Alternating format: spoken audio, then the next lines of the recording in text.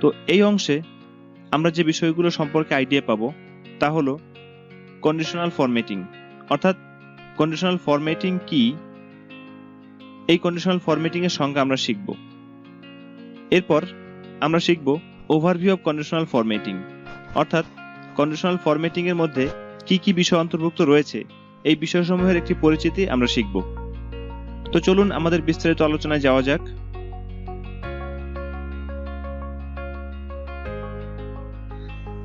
Conditional formatting কি? আসলে conditional এবং ফরম্যাটিং এই শব্দ দুটোর মাঝেই কন্ডিশনাল ফরম্যাটিং এর সংজ্ঞা এবং কার্যকারিতা বিদ্যমান রয়েছে। কন্ডিশন শব্দের অর্থ হলো শর্ত, আর সেখান থেকে কন্ডিশনাল, যার অর্থ শর্তাধীন। আর এই ফরম্যাটিং এই শব্দটা আপনারা সবাই বুঝেন, এর অর্থ হলো বিন্যাস বা শৈলী, তবে এর বাংলা অর্থের চেয়ে ইংরেজি শব্দটাই বেশি পরিচিত। তাহলে মূল কথা হলো কন্ডিশনাল ফরম্যাটিং দ্বারা বোঝায় শর্তাধীন ফরম্যাটিং, অর্থাৎ এক্সেলে কোনো সেলকে বিভিন্ন শর্ত সাপেক্ষে বিভিন্নভাবে ফরম্যাট করাকেই কন্ডিশনাল ফরম্যাটিং বলা হয়।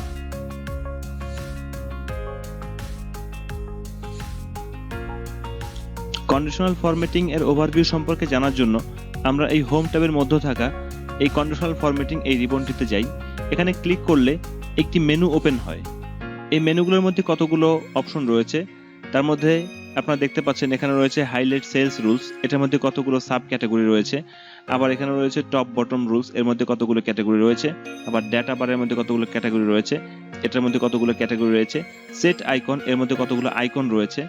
আর কন্ডিশনাল ফরম্যাটিং এর মূল যে ডায়লগ বক্সটা, এখানে নিউ রুল এ ক্লিক করলে আমাদের মূল ডায়লগ বক্সটা ওপেন হয়। আমরা এই মূল ডায়লগ বক্সটাকে ওপেন করি। এখানে ক্লিক করার পরে আমাদের মূল ডায়লগ বক্সটা ওপেন হলো। মূল ডায়লগ বক্সটা ওপেন হওয়ার পরে দেখা যাচ্ছে যে এখানে আমাদের কতগুলো টাইপ রয়েছে। রুল টাইপ যেগুলো, সেটা হলো যে formatting all cell based on their values. নিচের অংশে রয়েছে তাদের রুলস ডিসক্রিপশন, অর্থাৎ এখানে রুলসগুলো বিভিন্নভাবে সিলেক্ট করলে আমাদের বিভিন্ন অপশন ওপেন হয়। যেমন আমরা এখানে 3 কালার স্কেল সিলেক্ট করলে আমাদের এখানে কালারগুলো 3 প্রকারের কালার হয়ে যাচ্ছে। বা এখানে যদি আমরা ডাটা বার সিলেক্ট করি তাহলে এক্ষেত্রে আমাদের ডায়লগ বক্সটা এমন হয়ে যাচ্ছে। অথবা এখানে যদি আমরা আইকন সেট সিলেক্ট করি তাহলে এখানে আমাদের আইকন হয়ে যাচ্ছে। এভাবে বিভিন্নভাবে এই রুল ডিসক্রিপশন পরিবর্তন করলে আমাদের ফরম্যাটগুলো পরিবর্তন হয়ে যায়।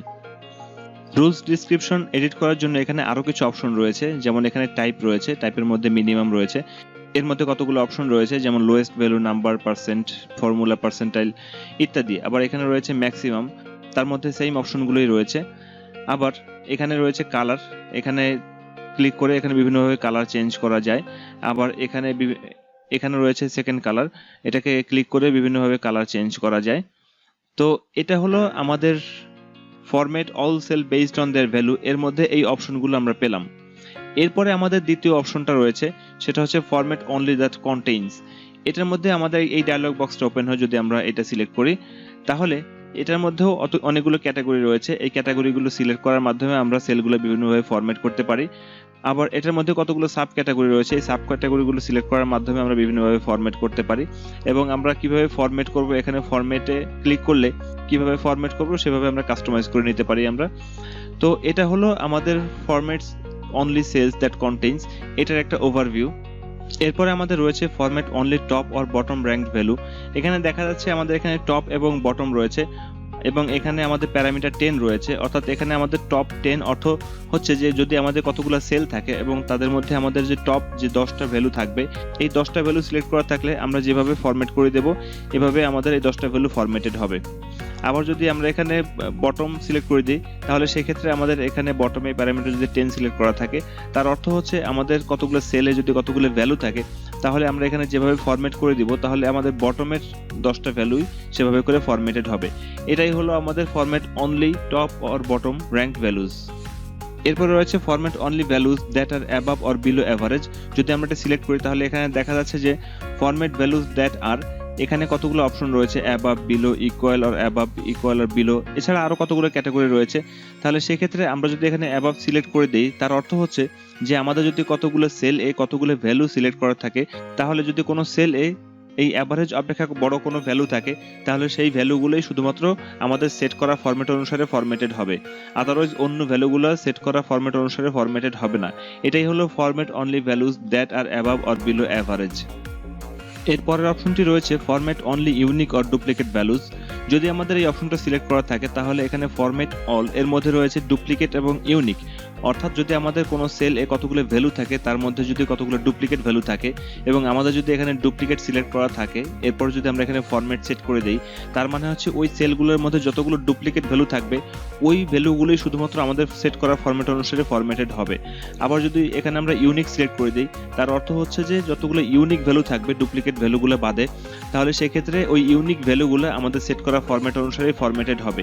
এটাই হলো আমাদের format only unique or duplicate values. সর্বশেষ অপশনটি রয়েছে আমাদের use a formula to determine which cell to format. যদি আমরা এটা সিলেক্ট করি তাহলে এখানে দেখা যাচ্ছে যে এডিট দ্য রুল ডেসক্রিপশন, এই ডেসক্রিপশনের মধ্যে রয়েছে format values where this formula is true, অর্থাৎ এখানে আমরা একটা ফর্মুলা লিখে দিতে পারি। এই ফর্মুলাটি যে সেলের জন্য সত্য হবে সেই সেলটি শুধুমাত্র আমাদের সেট করা ফরম্যাট অনুসারে ফরম্যাটেড হবে। আর যদি এই ফর্মুলাটা সত্য না হয় তাহলে সেক্ষেত্রে আমরা যদি কোনো ফরম্যাট সেট করে দিই সেই ফরম্যাট অনুসারে এটা ফরম্যাটেড হবে না। এটাই হলো use a formula to determine which cells to format. এই হলো আমাদের কন্ডিশনাল ফরম্যাটের মধ্যে সবকিছু। এরপরে আমাদের এই কন্ডিশনাল ফরম্যাটিং এর মধ্যে যা কিছু আমরা ওভারভিউ দেখলাম, এইগুলো আমরা সব ধাপে ধাপে এক একটা পার্টে এক একটা করে শিখবো আমরা। তো এবার আমাদের ডায়লগ বক্সটাকে ক্লোজ করে দিই। আমরা যখন প্রথমবার কন্ডিশনাল ফরম্যাটিং এই অপশনে গিয়েছিলাম তখন এখানে একটা মেনু ওপেন হয়েছিল এবং এই মেনুগুলোর মধ্যে কতগুলো ক্যাটাগরি ছিল। এই ক্যাটাগরিগুলো সবগুলোই নিউ রুলের মধ্যে বিদ্যমান রয়েছে। আমরা যখন এই ফরম্যাটিংগুলো ধাপে ধাপে শিখবো তখন এই ক্যাটাগরির সমস্ত ক্যাটাগরিগুলো আমরা এক এক করে সূক্ষ্মভাবে উপস্থাপন করার চেষ্টা করব। তো এরপরে কন্ডিশনাল ফরম্যাটিং এর মধ্যে আর যে বিষয়টা থেকে যায় সেটা হচ্ছে ক্লিয়ার রুলস। ক্লিয়ার রুলস এটা হচ্ছে এটার মধ্যে দুটো অপশন রয়েছে, clear rules from selected cells, clear rule from entire sheet. অর্থাৎ যদি আমরা যে সেলগুলো আমরা সিলেক্ট করব এই সেলগুলোর মধ্যে থেকে যদি কন্ডিশনাল ফরম্যাটিং আমরা বাদ দিতে চাই তাহলে সেই ক্ষেত্রে আমাদের clear rules from selected cells এটা সিলেক্ট করলেই ক্লিয়ার হয়ে যাবে। আর যদি আমরা পুরো শীট থেকে যদি আমরা রুলস ক্লিয়ার করতে চাই তাহলে এই অপশনটা সিলেক্ট করলে আমাদের পুরো শীট থেকে কন্ডিশনাল ফরম্যাটিংটা আমাদের বাদ হয়ে যাবে। এখানে আরেকটা অপশন রয়েছে সেটা হচ্ছে ম্যানেজ রুল। যদি কোনো সেলে আমাদের কোনো কন্ডিশনাল ফরম্যাটিং অ্যাপ্লাই করা থাকে এরপরে যদি আমরা ওই ফরম্যাটিংটাকে এডিট করতে চাই তাহলে সেক্ষেত্রে ম্যানেজ রুলে গেলে এখান থেকে আমরা সেই কন্ডিশনাল ফরম্যাটিংটা এডিট করতে পারবো। তো আমরা এই অংশটা ক্লোজ করে দিই। তো কন্ডিশনাল ফরম্যাটিং এর মধ্যে এটাই ছিল ওভারভিউ। এরপরে আমরা পরবর্তী টিউটোরিয়ালে পরবর্তী পার্টগুলোতে আমরা ধাপে ধাপে অল্প অল্প করে আমরা কন্ডিশনাল ফরম্যাটিংটা আয়ত্ত করে নিব। তো আজকে এই পর্যন্ত, আপনারা সবাই ভালো থাকবেন। আমার টিউটোরিয়ালের নেক্সট পার্ট দেখার জন্য আপনাদের সবার প্রতি আমন্ত্রণ রইল। আসসালামু আলাইকুম ওয়া রাহমাতুল্লাহি ওয়া বারাকাতুহু।